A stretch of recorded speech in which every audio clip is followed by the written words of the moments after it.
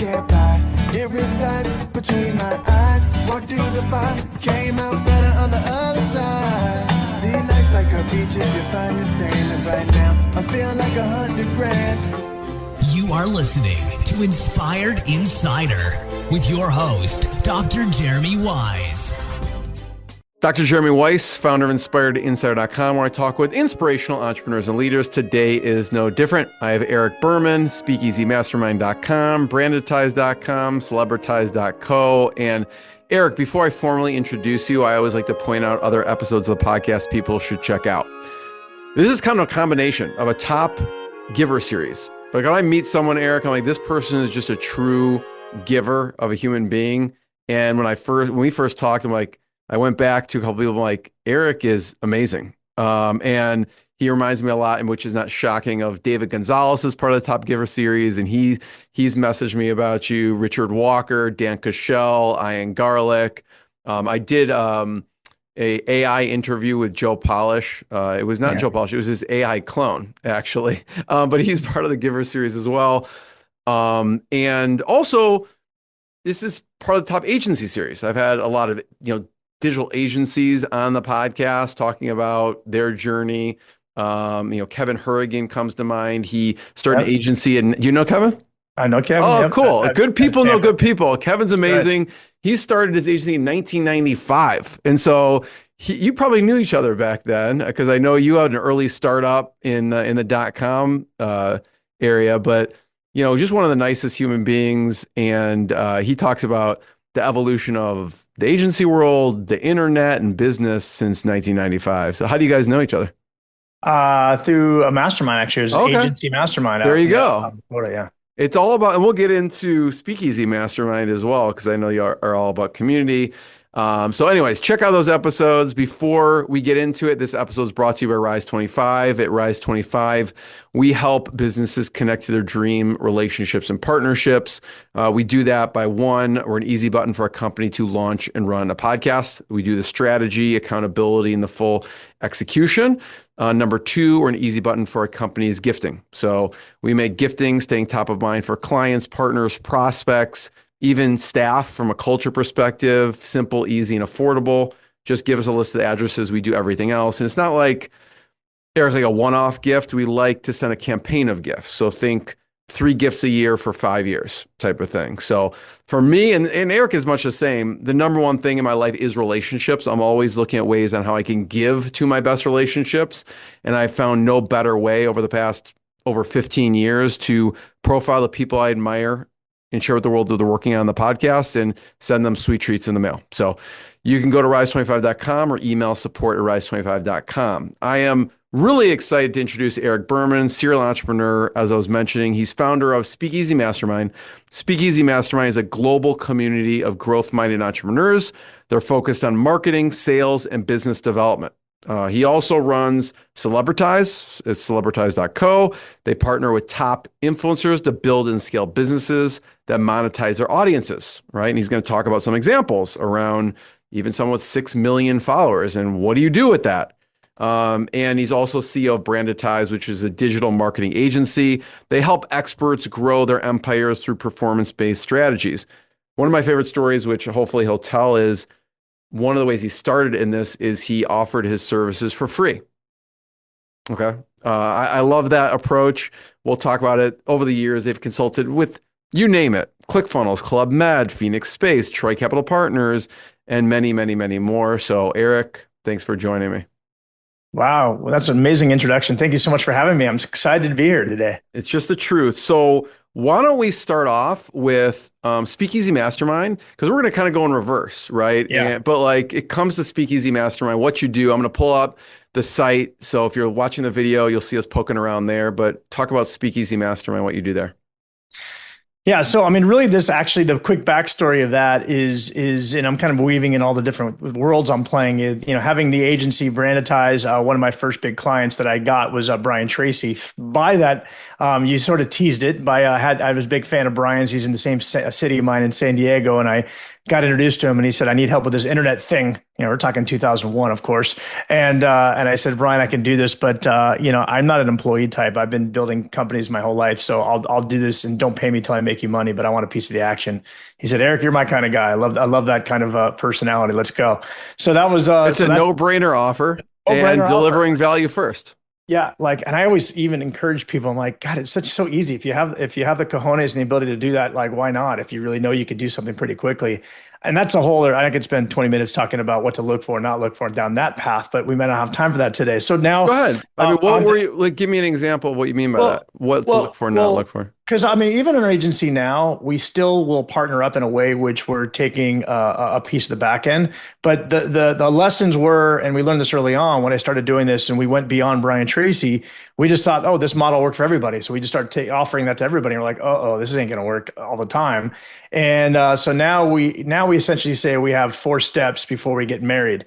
Brian, I got married right away, but that was because he had the things, and I already, without even knowing, he already had the things. And the 4 things I look for, I say, tell clients, hey, let's date before we get married.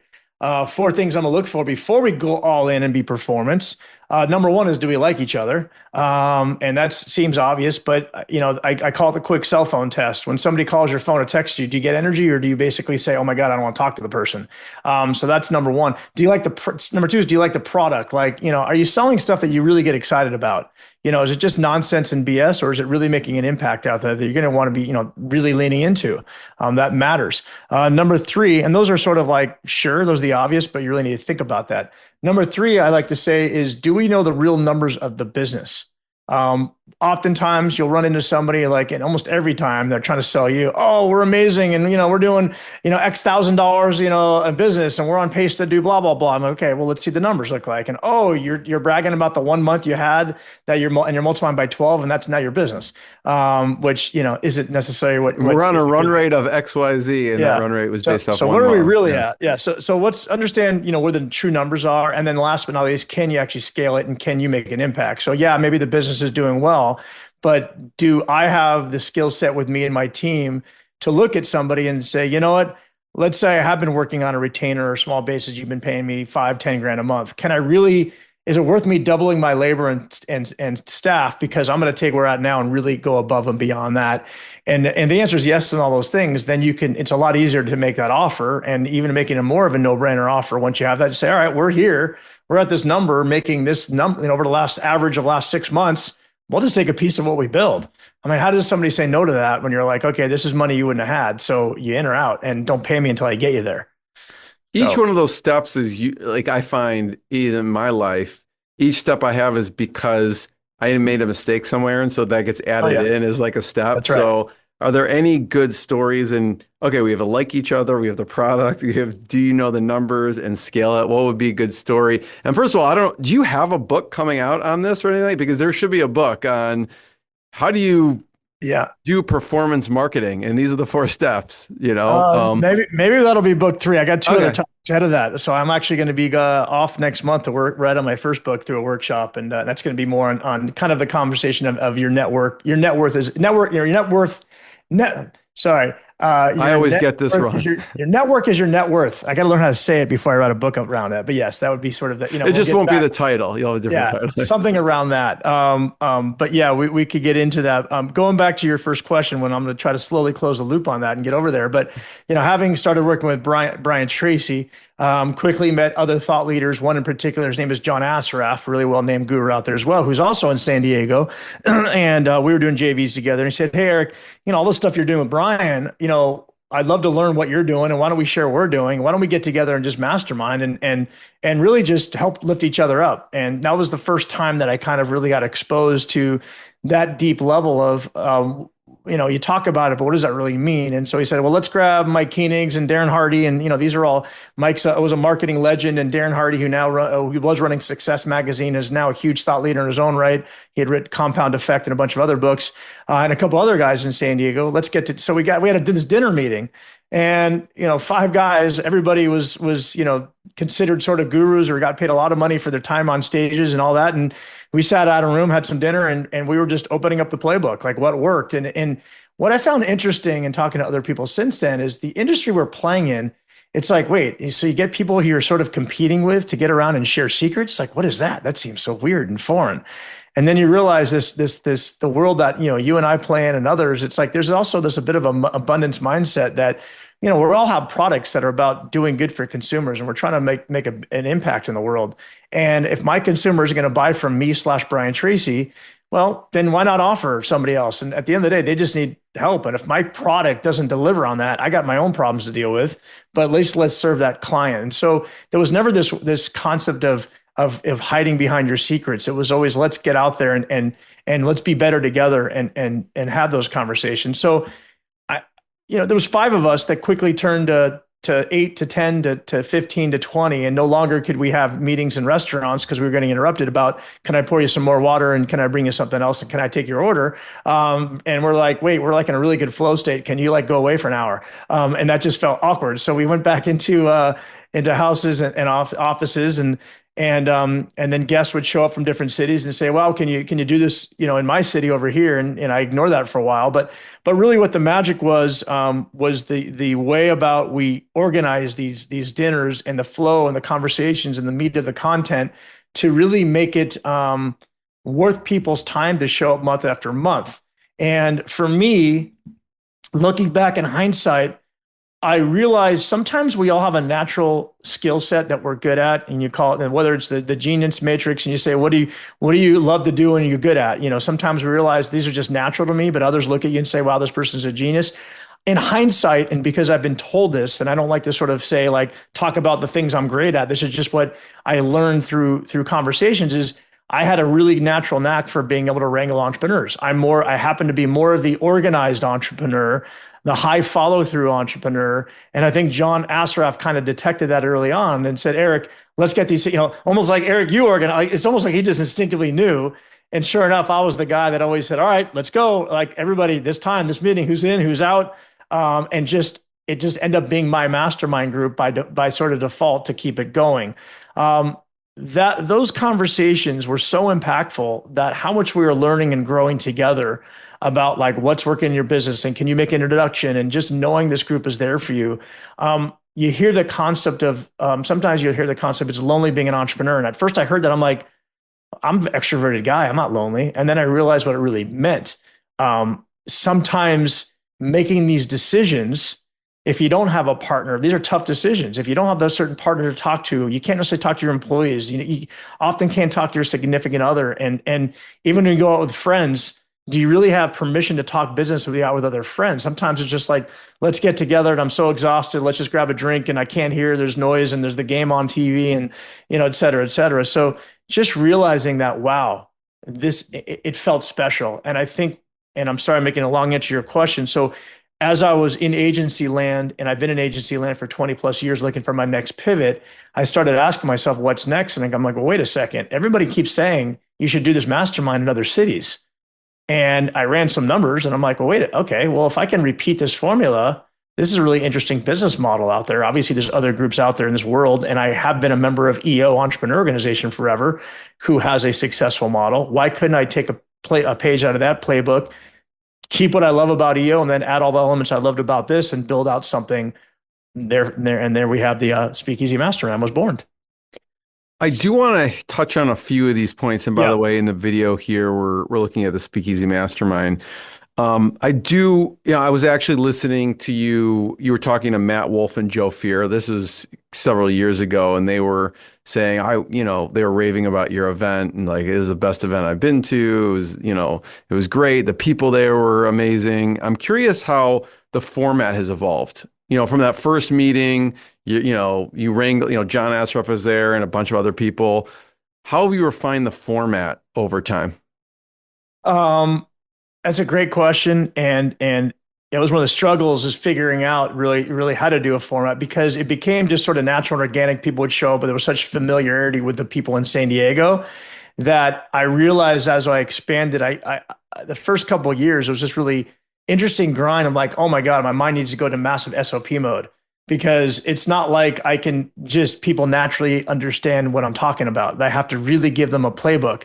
And then what made matters worse is I'm bringing in entrepreneurs to run cities. And once again, I realized quickly that the entrepreneur high follow through skill is lacking in many entrepreneurs. It goes back to that same point. A lot of entrepreneurs are very good visionary. They're kind of on the fly, just throw me in a room and I'll figure it out kind of thing. And I'm out over here trying to push SOPs, and there's a little bit of a conflict. And that sort of had me initially in the early on why I even had some cities come and go is, I had, Mark Winters on and then Gino Wickman on separately. And then if people know, they wrote Rocket Fuel together, and it's the visionary integrator, and maybe everyone needs to take an integrator score or whatever. I'm not sure. I think he sold Rocket Fuel at this point, but yeah, I totally hear what you're saying with that. It was so just learning what it takes. A different skill set, and saying, okay, well, if you are this person, you need to be paired with this other person. Like, we can't launch unless these things are there. So a lot of that stuff sort of happening. But to your question, how it's evolved, I think it was just a lot less, hey, I'm going to free flow content this month, and we're going to talk about these topics. And what we used to do is we go around the room and everybody sort of takes a turn. They already knew what to say. To, okay, I need to actually have real framework for how these meetings go. First session, we have dinner, then we do introductions. And then we have a presentation or a topic, and then we have some roundtables, and then we have a hot seat, and then we, do housekeeping. And that's there's literally 6 sections of our meeting, and I have to rinse and repeat. And as much as you put it out there, sure enough, people still aren't following the formula. So now I'm like, okay, now I got to fly them to San Diego and watch a meeting, or I got to have somebody look in. It's just insane how these are all obstacles. And every time I get frustrated, and then I turn around and say, okay, this is good. This is another moat in the business and making it more difficult for others to model what I'm doing, because it's not easy. It's freaking hard to take that model and just rinse and repeat. I'm curious. You mentioned, SOPs. Okay. And I feel like sometimes I'm the SOP police, which I don't mind, actually. I'm curious what you use to format them, house them. Maybe it goes into kind of the tech stack, but I remember I had the founder of Sweet Process on. And we use Sweet Process to just keep in one place. And I want him to come talk about, but it's just so important. I feel like the standard operating procedures in general. And then I had a D. Clevitt who talked about how do you, put these on hyperdrive? Because for me, it's about productivity. Like if I can, create a process, that I could be more productive. So I'm curious, how do you handle the SOP world? Well, for this business with my city leaders, it's painful because it goes back to the same avatar. I have a playbook on a Google Doc. Does everybody read it and study it? Probably not. They might have glanced at it. It's just the same routine. They're going in there and just saying, I'll figure it out as I go. And I try to show them the playbook. So me, honestly, the playbook is, unfortunately, it's a lot more. I got to really just get on the phone with them and walk them through a few times until they get it. It's weird. So technically to answer your question, it's technical basis. I have Google Docs. We all use Circles, our platform. And we refer to that. We have things pinned. So they have reference guides, but with my avatar and the leaders, I can have playbooks up the butt, but it's like anything else. Like, how many entrepreneurs running companies, they all intuitively know they need to build SOPs, but how many of them actually never even go in their own SOPs? Yeah. There's an accountability for sure. I know how to work out, but I hire a personal trainer because they make sure I do it, and I do it right, and I do it harder and more frequently. So I get it. What about from the agency side, from Brandetize? What does the tech stack look like there? What kind of tools and software you use? Teams using, I believe, it's changed over time. Obviously from Google Docs then we went into Asana for a little while. Now we're out of that. And now as far as a lot of SOPs, there's some on Notion and Coda, have been 2 different stacks we've used internally, still some of the Google Docs back in various file folders and all that. What made you decide to expand? You have this amazing core group starting in San Diego. Where was the first expansion and why? You mentioned his name, DG, David Gonzalez over in Austin. So it was Alex Bandosian in Scottsdale and David in Austin. And it really was because I wanted to test the model out. And I knew those guys well. And I knew they could bring a group of founding members to help test out the model. The way I did test it out initially was San Diego was always that was the biggest thing I had to test, is would people pay for this thing? San Diego was never paid. It was like everybody throwing $500 to cover your dinners for the year. So I didn't have to go chase you down to get receipts, or to get reimbursed. So it was like, do that. When the money runs out, I'll let you know. So that was, so I tried the same thing with those two cities. Like first, let's not worry about paid. Could people actually go into a room, show up, and still deliver and have a good experience of connecting? And then that was quickly proven. And then I went out to other cities, and Salt Lake was my first sort of paid city mastermind. So I think what your question, I think was just finding two cities that I felt confident in the relationships with the people running it, that I can fill up a good group of people to quickly vet it. Yeah. I'm curious, going back to, because it's your relationship, the relationships are obviously, super important to you. And I'm wondering, early on, you worked with Brian Tracy and you were a fan of his work. I'm curious, who other works are you a fan back then and now? From a resource perspective. If we want to, we're bumping and jumping around the timeline, but my first company right after college, I went to UCSD in San Diego, and then immediately, I didn't do what most people did, which was to jump in heavily recruited, jump in that first company. I said, and this is also when I look back and said, I guess I was always meant to be an entrepreneur. When do you really know you're that entrepreneur? I can go back and even, go trace my roots behind that and say, oh, okay, I guess I did have some sort of things back there. But first guy I ran into, a buddy of mine's like, I'm like, what are you up to? He's like, oh, I'm doing this thing. I met this guy, Michael, you should meet him. We're doing this really cool idea where we're going to do this. And I'm like, oh, that sounds cool. I'll come meet him. And next he told me the vision. I'm like, it's great. I'm not doing anything right now. Where do I sit? He's like, well, we can't pay. I'm like, I don't care. It's all right. Let's this sounds fun. Like, he's like, but we're going to do this and we're going to be able to change the world. I'm like, cool, let's go. So it was one of those. Are you in college at the time, or were I just graduated. You just graduated. Okay. Did the Europe trip post-graduation, had like 3 jobs, saved up, that plus my bar mitzvah money. I had a good, maybe 15, 20K in the bank, after college. I'm like, all right, well, this could last me a while. I'm living off $1,000 a month back then. Somehow crazy. Hostels are cheap in Europe. I remember going, it was like $8 a day. I'm like, okay. Yeah. It was fun. So I'm like, God,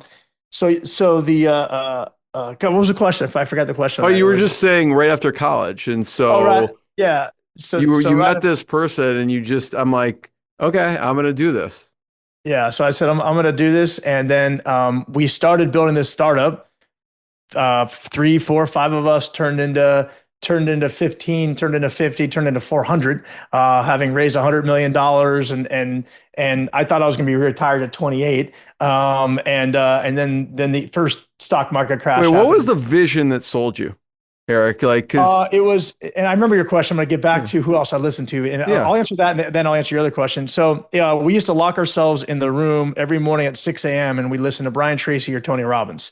And then by the way, if you were late by a minute, you're on the breakfast board and you had to bring breakfast. So we were committed to like you talk about accountability for each other. So 6 to 7 was learning from Tony and Brian.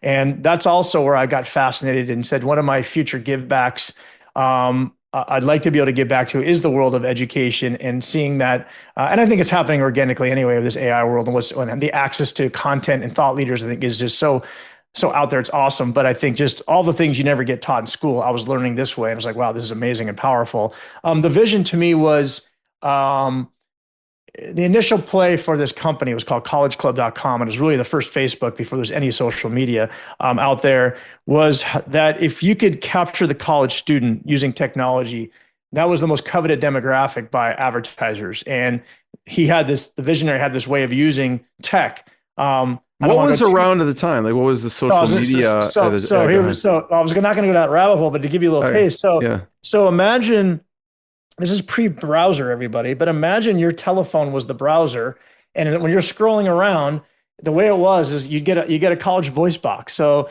welcome to College Club. For 1, hit groups. For 2, hit sports. For 3, hit movies. For 4, hit weather. And so you were literally getting information by pushing buttons.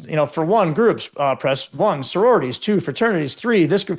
And so what would happen is you would join groups and you get access to information, and then you would be on this group listserv.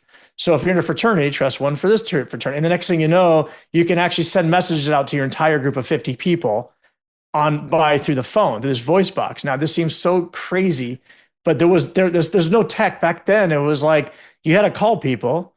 What I mean, year are we yes, I'm dating talking? myself. I am 54, everybody. What year are we talking? So I graduated college in 93. So this is Okay. 94, 95, 96. We were walking around with pagers. You had cell phones were just, they were coming out, but it wasn't like, barely. Like, I mean, I think I was the last sort of phase of I didn't really have a computer through school. It was word processor. I was finishing my classes up.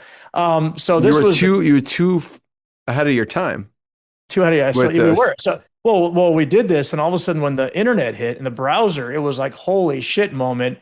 Let's move everything to the internet. So when Netscape happened and that all thing went crazy, we're like, oh my God, the vision's now going to be this computer.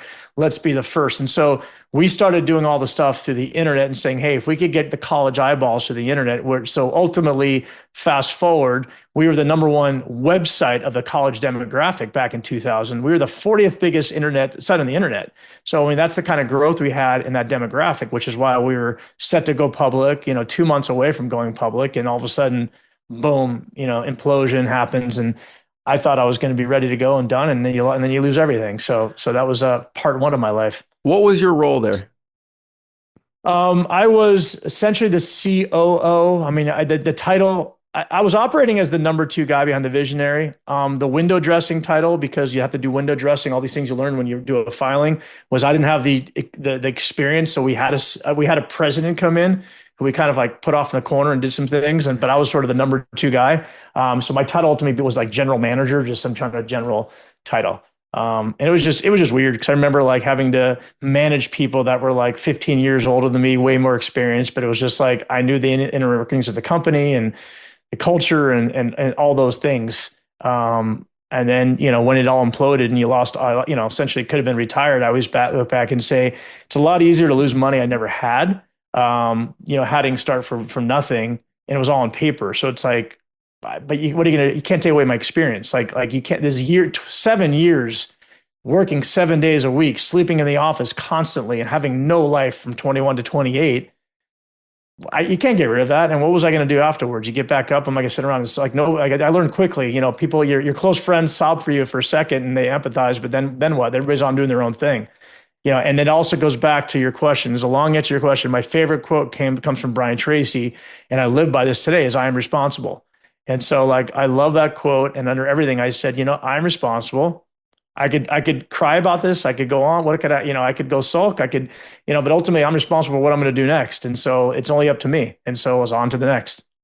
So what happened to so the internet bubble kind of exploded. What ended up happening to the company? Did it have to wind down, or did it try to keep going, or? So there was we were supposed to get a $10 million bridge note to take us to the IPO. And the crash happened, let's say, a Thursday of April. And funny enough, we were taking our first vacation in 5 years, like the C-suite. We were in Playa del Carmen, Mexico on a rainy day. Vividly remember us saying, holy shit, and our CFO almost having a heart attack on the spot and having to fly back because all this money was coming that Tuesday.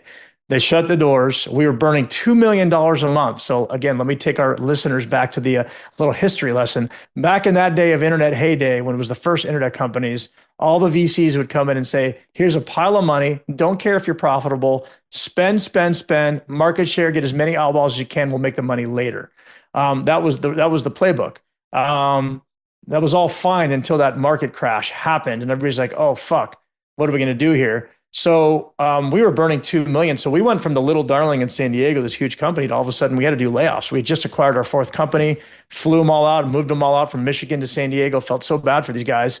We're like, thanks for being here for 2 months, but we have to lay you off and et cetera, et cetera. So essentially that company went through what was called, I learned the world of bankruptcies. So it went through an asset sale bankruptcy. We were trying to buy it out of bankruptcy because another quick lesson is they talk about board control. Along the way, as you raised up to $100 million, we finally lost board control where with founders were at 3 seats, board was at 4.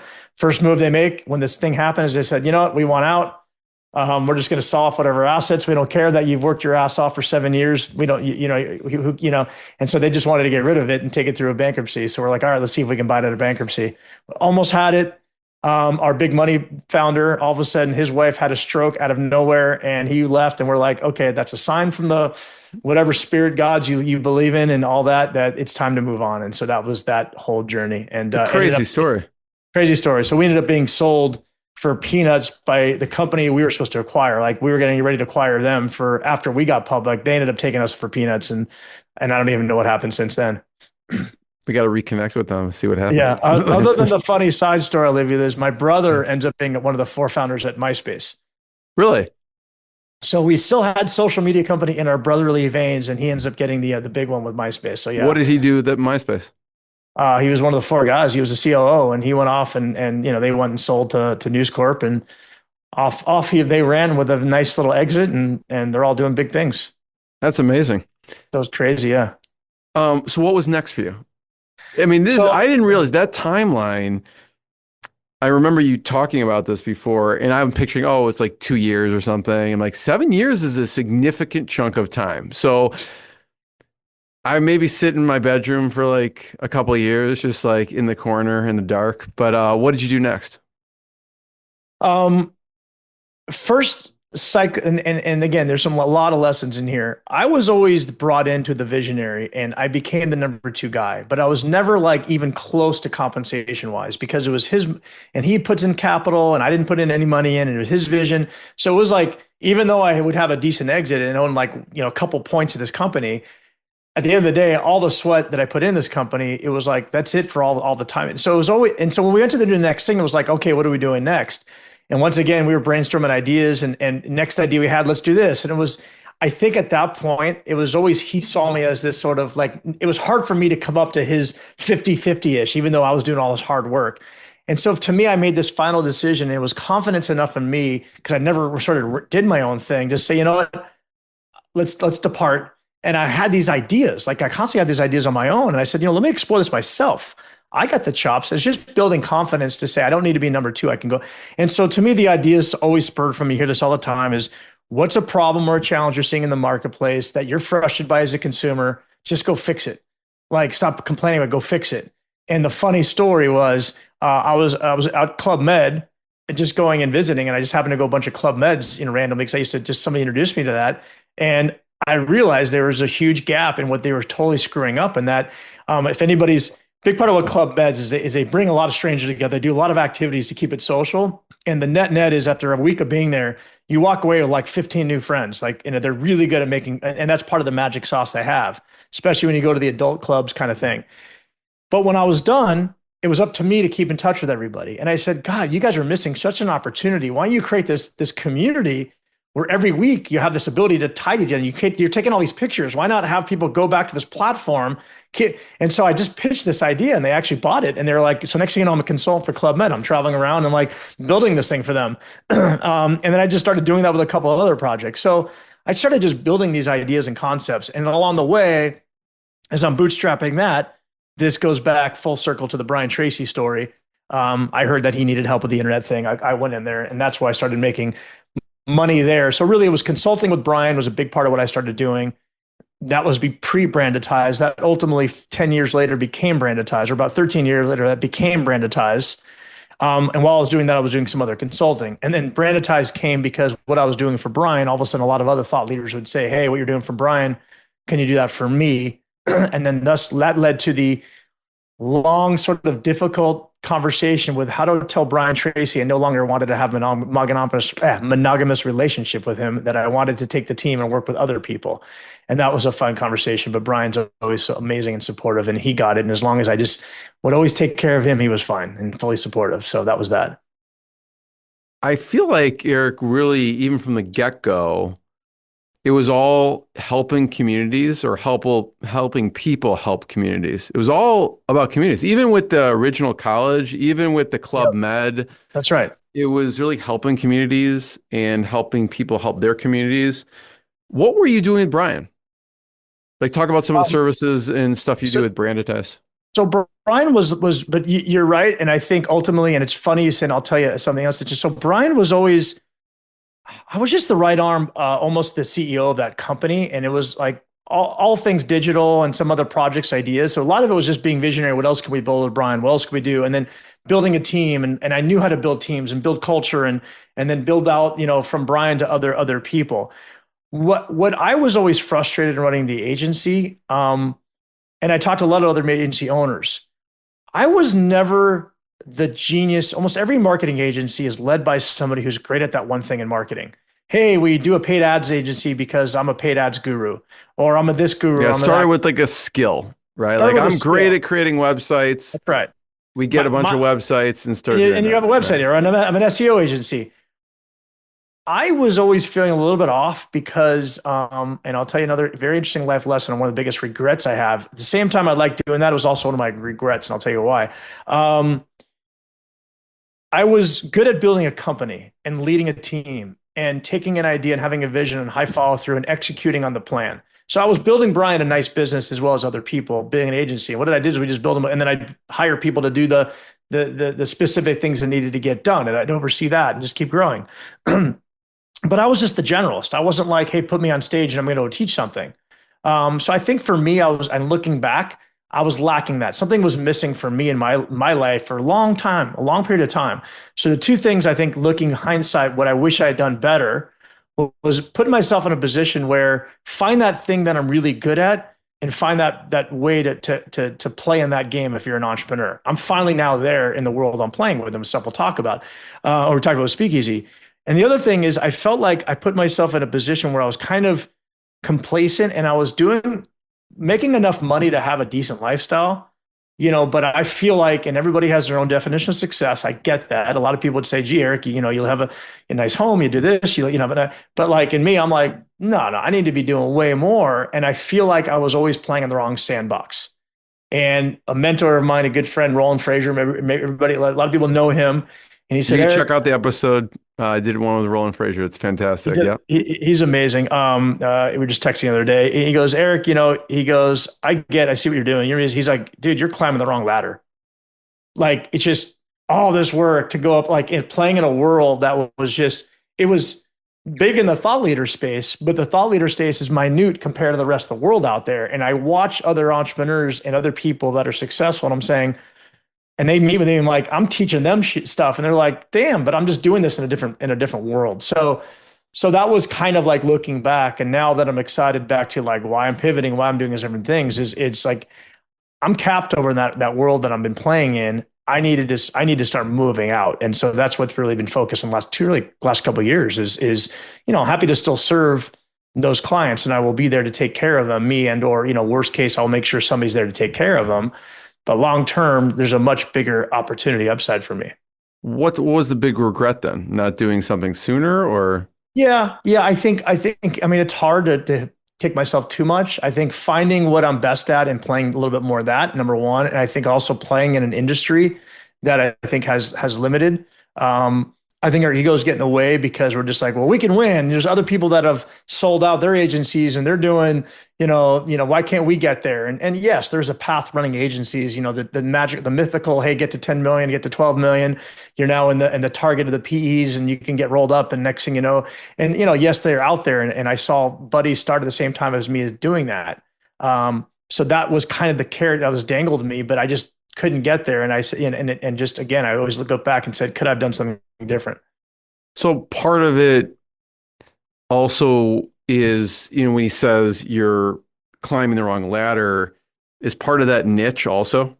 Yes. I think a lot of it was the niche and where I was putting efforts into. So maybe we talk about Celebritize for a second, because I know you serve different niches there. I don't know. I know you have an interesting dermatology example. So so if we compare Brandetize, thought leaders, there's only a finite group of thought leaders like Brian Tracy or Tony Robbins or John Assaraf, right? And so maybe talk about the dermatology example. Yeah, I mean, this is we'll talk about this the same pivot. I mean, if I'm good at running companies and leading and all that, and that's a skill set, and let's just say community building is a skill set, I already know I am at risk big time where I am today because of the focus word, doing too many things. And that's a whole other conversation of why the hell am I doing all this at once? Just go on at one.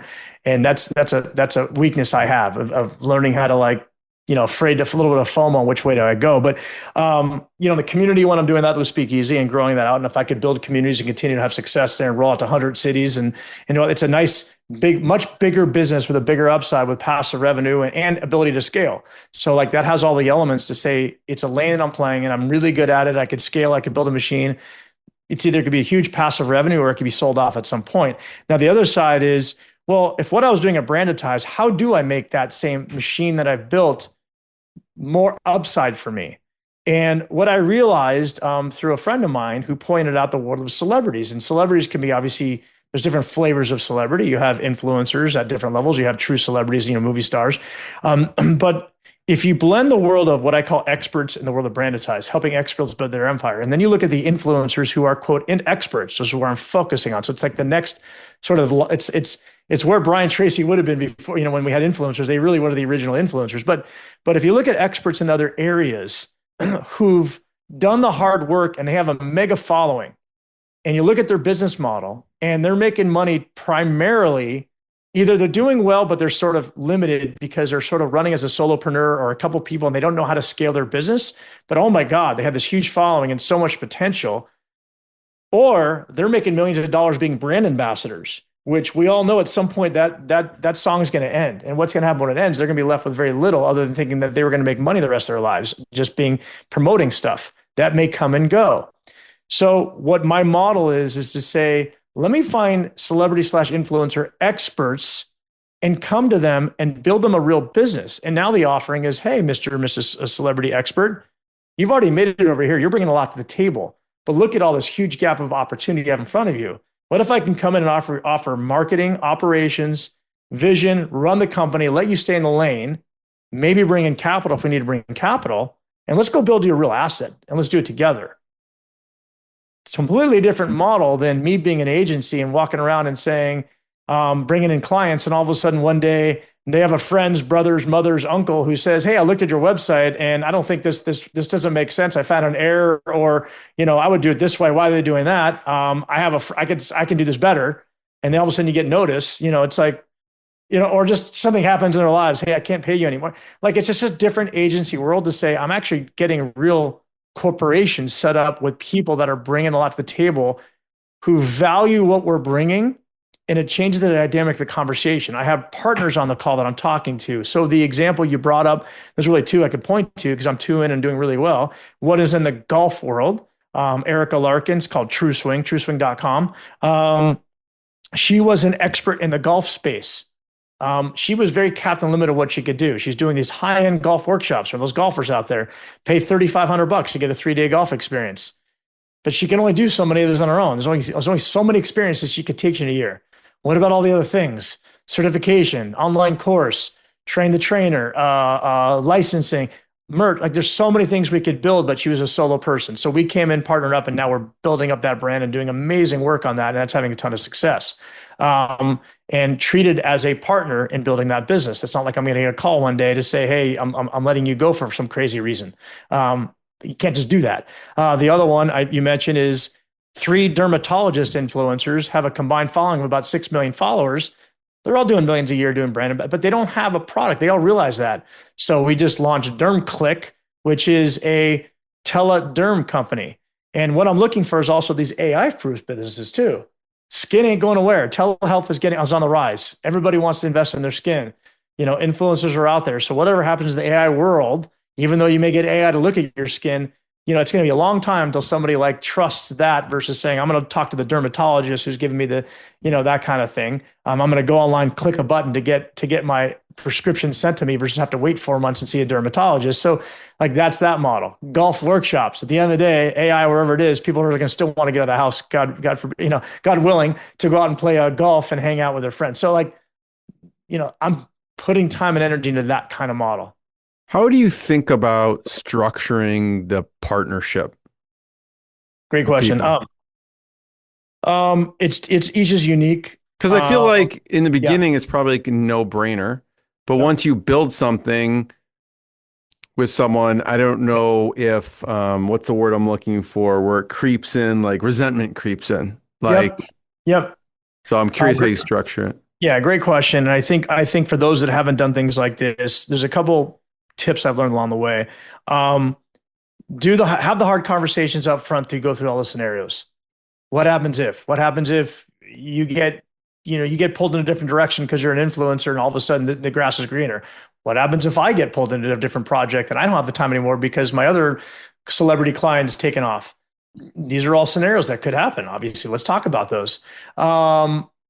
what are you bringing to the table? What are we bringing to the table? What's the time, and then the number one thing that I think in hindsight that I'm really pushing for right now is just vesting versus, and it's really easy to say, hey, let's just go into partnership. Let's do a 50-50 or let's do X or Y, or I'm bringing in capital, and let's just, run it. Versus more of a vesting, which I'm trying to do a lot more of, because I say, I don't know if anybody who's going to be doing what 2 years from now. So why don't we invest, including myself? And in order for us to earn that equity, we got to be doing the things. Love it.